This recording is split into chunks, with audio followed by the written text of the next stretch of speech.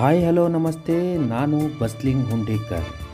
ನೀವು ನೋಡ್ತಾ ಇದ್ದೀರಾ ಸ್ಕ್ವೈರ್ ಕಂಟೆಂಟ್ ಯೂಟ್ಯೂಬ್ ಚಾನಲ್. ಇವತ್ತು ನಾನು ನಿಮಗೆ ತೋರಿಸೋಕೆ ಹೋಗ್ತಾ ಇದ್ದೀನಿ ಒಂದು ದೇವಸ್ಥಾನ. ಇದು ಕರ್ನಾಟಕದಲ್ಲಿ ತುಂಬ ಪ್ರಸಿದ್ಧವಾದಂಥ ದೇವಸ್ಥಾನ. ಈ ದೇವಸ್ಥಾನದ ಇತಿಹಾಸವನ್ನು ನಾನು ನಿಮಗಿವತ್ತು ಹೇಳೋಕೆ ಹೋಗ್ತಾ ಇದ್ದೀನಿ.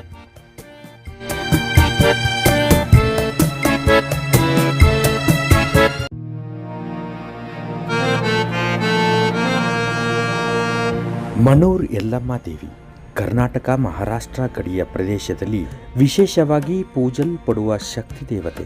ಯಲ್ಲಮ್ಮ ದೇವಿಯನ್ನು ರೇಣುಕಾ ಮಾತೆ, ಶಕ್ತಿ ಸ್ವರೂಪಿಣಿ ಎಂದು ಕೂಡ ಕರೆಯುತ್ತಾರೆ. ಮಣೂರು ಗ್ರಾಮದಲ್ಲಿ ನೆಲೆಸಿರುವ ಯಲ್ಲಮ್ಮ ದೇವಿಯ ಗ್ರಾಮ ರಕ್ಷಕ ದೇವತೆಯಾಗಿದ್ದು ಜನರ ಕಷ್ಟಗಳನ್ನು ದೂರ ಮಾಡುವ ತಾಯಿ ಎಂದು ಭಕ್ತರು ನಂಬುತ್ತಾರೆ. ಪುರಾಣ ಕಥೆಗಳ ಪ್ರಕಾರ ಯಲ್ಲಮ್ಮ ದೇವಿ ಜಮದಗ್ನಿ ಮಹರ್ಷಿಯ ಪತ್ನಿ ರೇಣುಕಾ.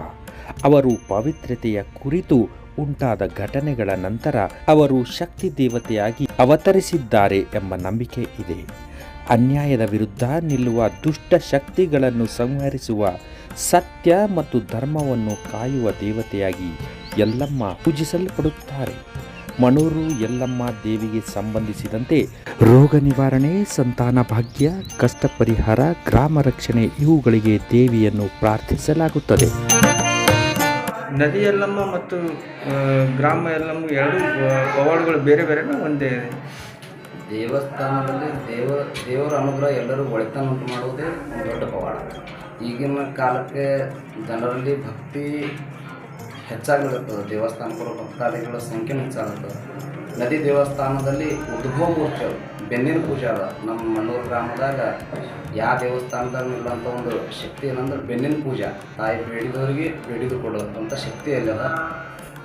ರೇಣುಕರಾಜನ ಕಾಲದ ಹಿಡ್ಕೊಂಡು ಅಲ್ಲಿ ನೆಲೆಸಿರ್ತಕ್ಕಂಥ ದೇವಿ ಅದ. ಆಮೇಲೆ ಗ್ರಾಮ ದೇವತೆ ಈ ಯಲ್ಲಮ್ಮ ಅಲ್ಲಿ ನದಿಗೆ ಹೋಗಿ ದರ್ಶನ ಮಾಡಿಕೊಂಡು ಮಣ್ಣೂರು ಗ್ರಾಮದ ಊರು ದೇವಸ್ಥಾನಕ್ಕೆ ಬಂದ್ರೆ ಸಕಲ ಬೇಡ್ಕೊಂಡ ಪುಣ್ಯ ಅವ್ರಿಗೆ ಸಿಗ್ತದೆ ಅಂತ ಹೇಳಿ ಇಲ್ಲಿ ಪ್ರತೀತಿ ಅದ.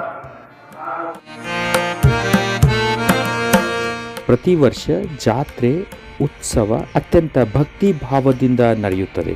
ಈ ವೇಳೆ ಸಾವಿರಾರು ಭಕ್ತರು ದೇವಿಗೆ ಪೂಜೆ ಸಲ್ಲಿಸಿ ಹರಕೆ ತೀರಿಸುತ್ತಾರೆ. ವಿಶೇಷವಾಗಿ ಪ್ರತಿಯೊಂದು ಸಮುದಾಯಗಳಲ್ಲಿ ಯಲ್ಲಮ್ಮ ದೇವಿಗೆ ಆಳವಾದ ನಂಬಿಕೆ ಇದೆ. ಮಣೂರು ಯಲ್ಲಮ್ಮ ದೇವಿ ಕೇವಲ ಧಾರ್ಮಿಕ ಸಂಕೇತವಲ್ಲ, ಅದು ಜನಜೀವನ, ಸಂಸ್ಕೃತಿ ಮತ್ತು ಪರಂಪರೆಯ ಜೀವಂತ ರೂಪವಾಗಿದೆ.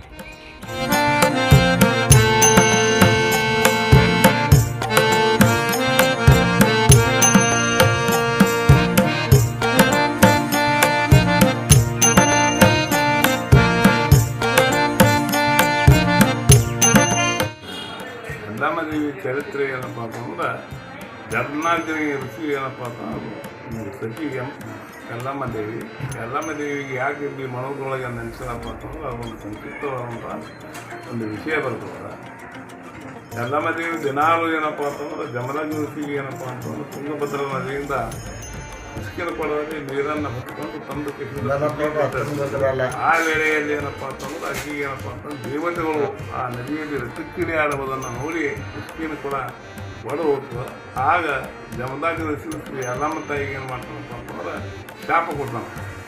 ನೀವೇನಪ್ಪ ಅಂತಂದ್ರೆ ನೀವು ದೊಡ್ಡರೋಗಾಗಿ ಹೋಗು, ನಿನಗೆ ದೊಡ್ಡರೋಗಲ್ಲಿ ಶಾಪ ಕೊಟ್ಟ ಕಾರಣಕ್ಕೆ ದೇಶ ಸಂಚಾರವಾಗಿ ಈ ಮಣೂರು ಗ್ರಾಮದ ಭೀಮಾ ನದಿಯ ದಂಡೆಯ ಮೇಲೆ ಬಂದು ನಿಲ್ಲಿಸ್ಯಾಳ. ಅದಕ್ಕೇನಪ್ಪ ಅಂತಂದ್ರೆ ಇದೇನಪ್ಪ ಅಂದ್ರೆ ಜಾಗೃತವಾದಂಥ ಸ್ಥಳ ಅದ.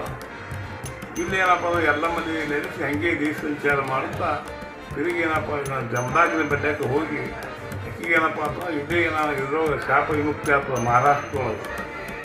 ಅಲ್ಲೇನೆ ಏನಪ್ಪ ಇದು ಋಷಿಗಳು ಬಂದು ಅಕ್ಕಿ ಶಾಪ ವಿಮುಕ್ತಿ ಮಾಡ್ತಾರೆ. ಅದಕ್ಕೆ ಅಕ್ಕಿ ಮತ್ತೆ ಶಾಪ ವಿಮುಕ್ತಿ ಮಾಡಿಕೊಂಡು ಮತ್ತೆ ಜಮದಗ್ನಿ ಋಷಿ ಬಲ್ಯಕ್ಕೆ ಹೋಗಿಸಿದ್ರೆ ಮತ್ತೆ ನೀವು ಯಾವಾಗ ನನ್ನ ಶಾಪ ವಿಮುಕ್ತಿ ಮಾಡಿ ನನ್ನ ಬಲ್ಯಕ್ಕೆ ಬಂದಿರಿ, ನಿಮ್ಮದು ಗರ್ವೆ ಹೆಚ್ಚದ, ನಿನ್ನ ಸಕ್ಕಿ ಹೆಚ್ಚದ, ನಿನಗೇನಪ್ಪ ಅಂತಂದ್ರೆ ಶಿರಚ್ಛೇದನ ಮಾಡಬೇಕು ಅಂತ ಹೇಳಿಸಿದ್ರೆ ಆಕೆ ಹೇಳ್ದಾಕಾರ ನಿಮ್ಮ ಪಾರ್ಥಳಿಯಲ್ಲೇ ನನ್ನ ಶಿರಚ್ಛೇದನ ಆಗಿ ಅಂದಕಾರಕ್ಕೆ ಎಲ್ಲ ತನ್ನ 7 ಮಕ್ಕಳಿಗೆ ಎಲ್ಲ ಕರೆದ ಮಕ್ಕಳಿಗೆ ಆಕಿ ನಿಮ್ಮ ಮಗು ಶಿರಚ್ಛೇದನ ಮಾಡಬೇಕು ಹೇಳ್ತಾರೆ. ಆದರೆ ಯಾರೂ ಒಪ್ಪೋದಿಲ್ಲ. ಆಗ ಪರಶುರಾಮನನ್ನು ಕರೆದು ಆಕೆಗೆ ಶಿರಚ್ಛೇದನ ಮಾಡ್ತಾರೆ. ಆ ದೇಶ ಸಂಚಾರ ಮಾಡ್ಕೊತ ಬಂದ ಕಾಲದಲ್ಲಿ ನೆಲೆಸಿದಂಥ ಇದು ನಮ್ಮ ಸುಕ್ಷೇತ್ರ ಗ್ರಾಮದ ಜಾಗೃತ ಸ್ಥಳ ಅದ. ಇಲ್ಲಿ ಎಲ್ಲಮ್ಮ ಏನಪ್ಪ ಅಂತಂದ್ರೆ ವಾಸವಾಗಿದ್ದ ಸ್ಥಳ ಅದ. ಅದಕ್ಕೆ ಏನಪ್ಪ ಅಂದ್ರೆ ಭಕ್ತರು ಎಲ್ಲರೂ ಬರ್ತಾರೆ. ಇದು ನವರಾತ್ರಿ ನಮ್ಮ ಊರಾಗ ಯಾಕೆ ಮಾಡ್ತಾರಪ್ಪ ಅಂತಂದ್ರೆ ದೇವಿ ಅವತಾರ ಎಲ್ಲಮ್ಮನ ಅವತಾರ ಒಂದೇ ತಿಳಿಸಿದ್ರೆ ಇಲ್ಲಿ ನವರಾತ್ರಿ ಮಾಡ್ತಾರೆ.